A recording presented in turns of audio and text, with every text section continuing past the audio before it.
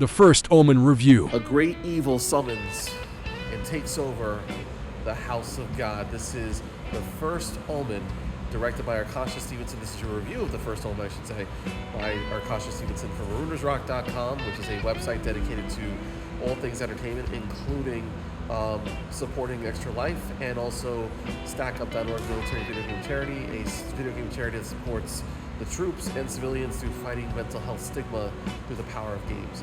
So this is your quick review of The First Omen, which came out just a few weeks ago from 20th Century Fox, so technically it is a Disney movie.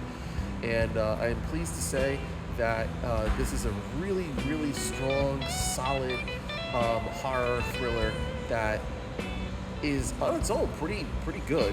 But if you're a fan of The Omen, you're going to like this. Now, I will say personally, first and foremost, I did not see The First Omen before seeing this. I've heard of it. I've been interested in it, mainly because it's a 70s horror movie, and that was like the golden age of horror in the 80s. But I kind of came on this on a whim, had a friend invite me, and I said, all right, you know what, let's check it out. So, yep, yes, he is the friend, yes.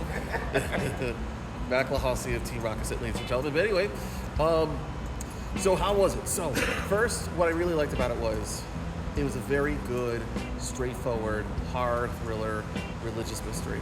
Very analog, very practical effects, very just kind of down to earth. Do what you do, make it fundamentally good, but just don't, not too flashy.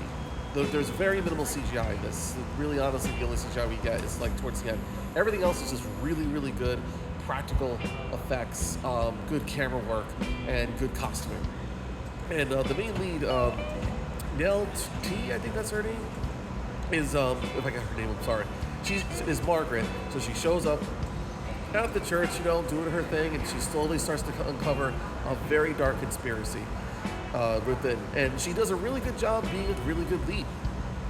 She's convincing, she's, in what she's able to do. She's going and finding out, and finding herself in danger. She tries to think and react as best she can given the circumstances. It's a really interesting situation she finds herself in as she questions her faith. She questions everything going on, and as the truth starts to unravel, things get really dark. Now, there are some grisly moments in here.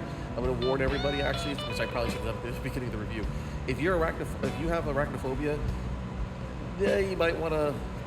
There's not a whole lot of spiders in this one, but just close your eyes when you can.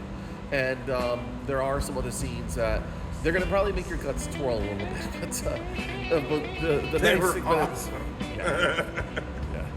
My buddy says they were awesome. So, having said that, what I appreciate is that it doesn't overly rely on that. It uses that at the right time. And that's to create a grisly, dark sensation that this movie is supposed to project and give you. It's not relying on, porno or anything like that. It's supposed to be a horror, scary film and use the setting, the environment, the story to complement that violence and subsequently that body horror. So that was really good. And then Ivan Stevenson is back. He says the priest that tries to warn Margaret. He does really good. And everybody else in here does a really good job. They put a lot of faith into it. And I gotta say, the director, his filmography is very limited. He did a really good job. I gotta say, our Stevenson, good job. Seriously, whatever you're doing, keep up the good work. I don't know what projects you got next, but I'm hoping with the success of this one, which is it's like a $30 million budget and it's already made $45 million. Keep up the good work, man.